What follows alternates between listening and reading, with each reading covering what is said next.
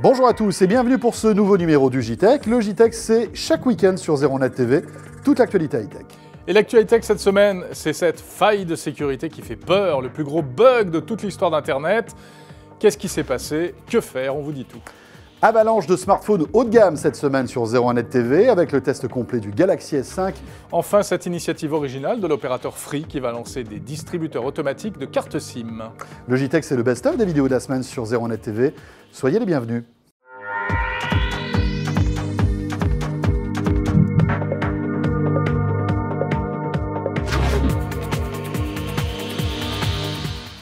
C'est probablement l'une des plus grosses failles de sécurité de toute l'histoire d'Internet. L'Internet a saigné, Jérôme, et saigne encore avec Heartbleed. Le cœur qui saigne. On rigole, mais franchement, c'est pas drôle. Alors, qu'est-ce que c'est que cette faille? Regardez bien ce petit cadenas en haut de votre navigateur. Quand vous voyez ce petit cadenas qui est fermé, ça veut dire qu'en fait, vous êtes en train d'effectuer une transaction qui est sécurisée. Et en principe, tout va bien. Tout va bien grâce à l'OpenSSL, en fait, qui est une clé de cryptage qui vous permet de sécuriser, en fait, cette transaction. Eh bien, Heartbleed a foutu la pagaille là-dedans, en fait, c'est ça, hein. Voilà, Heartbleed, en fait, c'est une faille de sécurité dans cette clé de cryptage OpenSSL qui est utilisée par des millions de sites Internet dans le monde.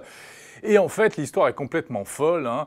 C'était à cause d'une mise à jour qui a été faite dans la nuit du 31 décembre au 1er janvier 2012. Voilà. Donc la nuit du réveillon. Et le programmeur allemand chargé de faire cette mise à jour, visiblement, est allé un peu vite en besogne. À mon avis, il avait envie de vite manger sa bûche et sa dinde. Ouais. Et donc, il a, on va dire, expédié tout ça et a fait une erreur, en fait, dans le codage de ce patch.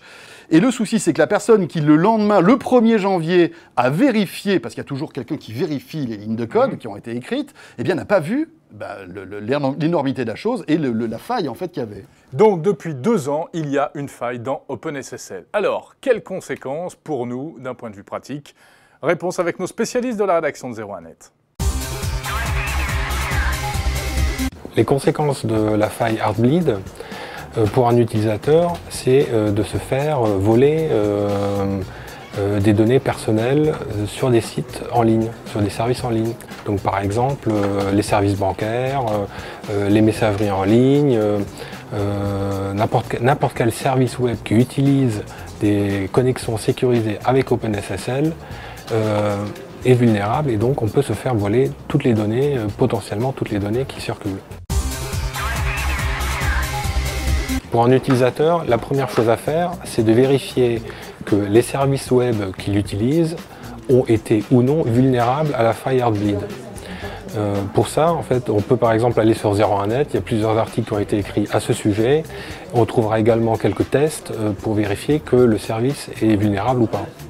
Si le service web a été vulnérable, alors il faut impérativement changer ses mots de passe parce qu'il y a le risque que des pirates aient volé des identifiants et des mots de passe grâce à cette faille.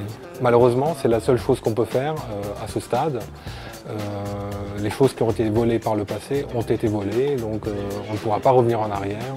Donc c'est malheureusement la seule chose qu'on peut faire. Bon alors voilà, maintenant vous pouvez briller en société, vous savez tout sur Heartbleed, cette faille OpenSSL assez monstrueuse quand même. Ouais, bon, ce qu'il faut dire, c'est qu'on ne sait pas exactement ce qui s'est passé durant les 2 dernières années. Ouais. Et si ça se trouve, nous avons tous été piratés, on n'a plus que nos yeux pour pleurer aujourd'hui. Bon alors il ne faut pas céder à la psychose, bien entendu. Cela dit, il y a une petite histoire amusante, il semblerait que la NSA ait mis un petit peu le doigt dans le pot de confiture aussi. Et oui, les services de renseignement américains qui espionnent tout ce qu'ils peuvent espionner, en fait, auraient tout ce qui bouge, et enfin tout ce qui transite. Ils auraient profité de cette faille qu'ils connaissaient pour visiblement aller fouiller un peu ici et là. Donc ils démentent cette information.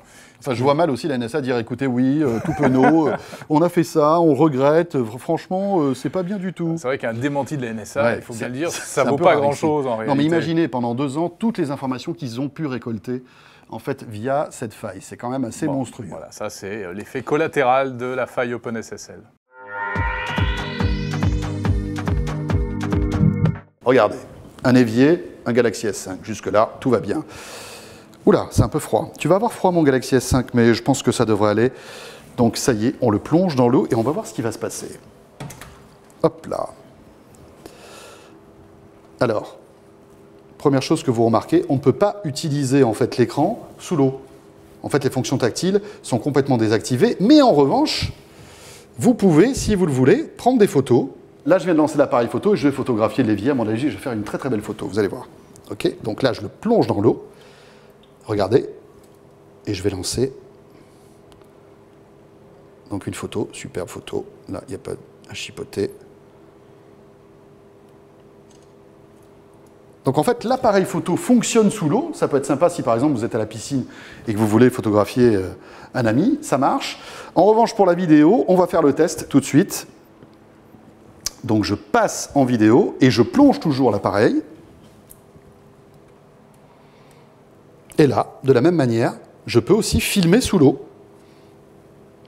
Donc ce Galaxy S5 est en fait étanche et répond à une norme bien précise qui est la norme IP67. Il est donc protégé contre l'eau, contre le sable, contre la sueur et contre la poussière. Alors comment Samsung a fait pour rendre son Galaxy S5 étanche? Eh bien c'est tout simple, il suffit en fait d'enlever la coque arrière et vous allez comprendre tout de suite. Regardez bien, vous avez tout autour en fait de cette coque un joint qui va en fait protéger les composants vitaux électroniques du smartphone, c'est-à-dire la batterie, et puis on va dire les composants électroniques importants. Et quand vous fermez en fait cette coque, ça va rendre étanche toute cette partie, tout simplement. C'est plutôt malin et ça fonctionne. Donc bravo Samsung, test d'étanchéité réussi. Alors le voici, le système d'empreinte digitale du Galaxy S5 qui a déjà fait pas mal parler de lui. Voilà, il suffit de glisser son doigt sur le bouton central pour déverrouiller le téléphone. Donc ça sert à déverrouiller le smartphone. Ça permet également de s'authentifier pour faire des achats en ligne via PayPal. Et cela permet aussi d'activer le système de sécurité Knox, ça c'est surtout pour les professionnels.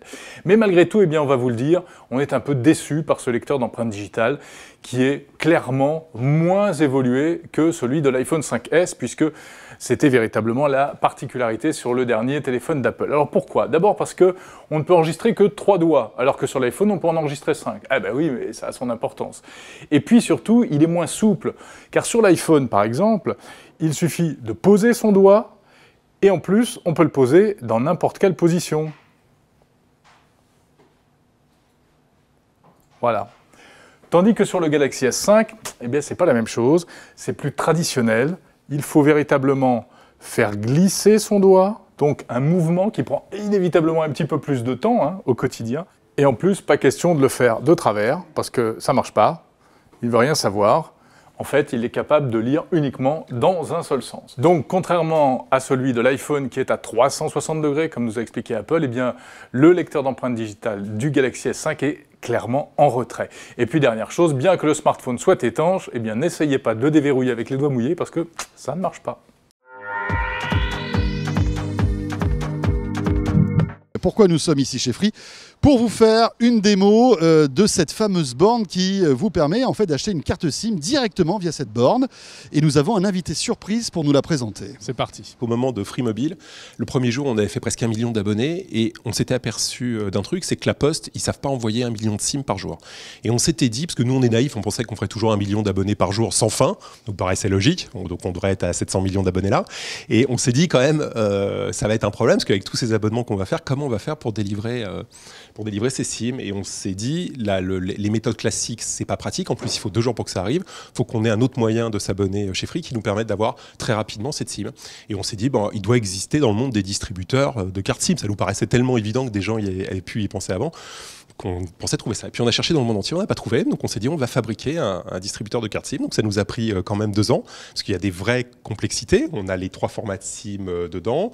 Il faut mettre le bon numéro sur la bonne SIM. Il faut que si on se fasse casser la machine, les SIM n'aient aucune valeur. Il faut que où que ça soit mis, même s'il n'y a pas de réseau, on puisse trouver des solutions pour qu'il y ait du réseau et que ça marche. Il faut que ça soit sécurisé, sécuritaire, simple. C'est-à-dire que quand on appuie, ça marche, ça soit rapide et que ça soit super dynamique, que ça soit incassable. Enfin, il y avait plein de choses comme ça à mettre en œuvre. On a déposé plein de brevets, on a fabriqué quelques centaines, et puis on est revenu avec ça et on est arrivé la semaine dernière. On a commencé à en mettre 10 jeudi dans une première boutique, et puis on va continuer, on va essayer d'en mettre 10 par jour, quelque chose comme ça dans les semaines qui viennent, pour monter très rapidement à des grosses centaines, puis moi j'espère vite à quelques milliers. On a un partenariat avec toutes les maisons de la presse, donc l'idée c'est d'avoir ces machines dans toutes les maisons de la presse et un autre réseau qui s'appelle MacPress. On a passé un partenariat avec eux, et c'est de les trouver là, et d'accéder à tous les forfaits Free classiques, standards, avec une simple carte bancaire et en moins de 3 minutes d'avoir sa carte SIM. Alors un abonnement mobile, c'est un peu touchy en matière de sécurité, parce qu'il faut véritablement qu'on arrive à pister l'abonné d'une manière ou d'une autre. Enfin, en tout cas, qu'il y ait une identité derrière un abonné. Là, il n'y a pas de carte d'identité. Ah, si, il y a la meilleure carte d'identité du monde. Il y a ma carte bancaire avec mon code. Pourquoi? Parce que si aujourd'hui, quand on s'abonne à un forfait prépayé, par exemple, on va demander une photocopie de carte d'identité. Mais faire une fausse photocopie de carte d'identité, c'est très simple. Avoir une carte bancaire avec un code, ça, c'est très complexe. Donc, on a le meilleur moyen d'identification d'un abonné, c'est-à-dire sa carte bancaire avec son code et non pas seulement sa carte bancaire. Donc on a une identification parfaite, puis parallèlement à ça, on demande à l'abonné ses coordonnées, il faut que les deux matchent. D'accord. Et après, je n'ai pas besoin de confirmer tout ça par courrier. Tous les mois, ça sera retiré sur ma carte bancaire. Eh bien, donc je suis abonné à un forfait free normal et après j'ai un fonctionnement de forfait free normal. Si un jour je souhaite, je paye en carte bancaire et non pas par prélèvement. Et si un jour je souhaite l'arrêter, je peux l'arrêter selon les modalités habituelles. Voilà. Et donc l'info, eh bien, c'est que vous l'avez vu, Xavier Niel est désormais abonné à Free Mobile. Et son numéro, c'est le 06 60... Non, bien sûr que non. Enfin, c'est un scoop quand même. Hein. Bah oui, Xavier Niel est abonné à Free Mobile. Alors, scoop de 01net TV de la semaine. Des bornes comme ça, il en existe à ce jour une dizaine. Très vite, Free va en déployer des dizaines et parle même de plusieurs milliers implantés partout en France. Alors, ce qui est intéressant aussi, c'est que cette borne sera bientôt multilingue, c'est-à-dire que des étrangers qui ne comprennent pas bien le français pourront très facilement souscrire un abonnement aussi. Mais, petite restriction, pour autant, il ne s'agira pas de forfaits de courte durée destinés par exemple aux visiteurs étrangers. Oui, c'est-à-dire qu'un étranger pourra s'abonner, mais après il faudra qu'il résilie en envoyant un courrier quand il rentrera dans son pays d'origine. Alors, chose intéressante aussi, c'est qu'on peut souscrire un abonnement, mais on ne peut pas résilier un abonnement via cette borne. Ça aurait été bien pratique de pouvoir terminer son abonnement à Free Mobile simplement avec cette borne. Peut-être que ça arrivera bientôt. Un jour. On l'espère. Voilà, c'est la fin de ce JTech. Retrouvez l'intégralité de ces vidéos et bien d'autres sur 01net.com. Et je vous rappelle que vous pouvez participer en ce moment à notre concours 100 000 abonnés YouTube. Grâce à vous, nous avons franchi cette barre et à cette occasion, nous vous offrons des cadeaux prestigieux comme entre autres le Samsung Galaxy S5, un smartphone LG, des cadeaux Parotte et même le Nokia X, le smartphone sous Android. Donc pour jouer, rendez-vous sur 01net.com. Tout simplement. On se retrouve samedi prochain pour un nouveau JTech et d'ici là, bien sûr, chaque matin pour l'actu high-tech au quotidien. À très vite. Salut à tous.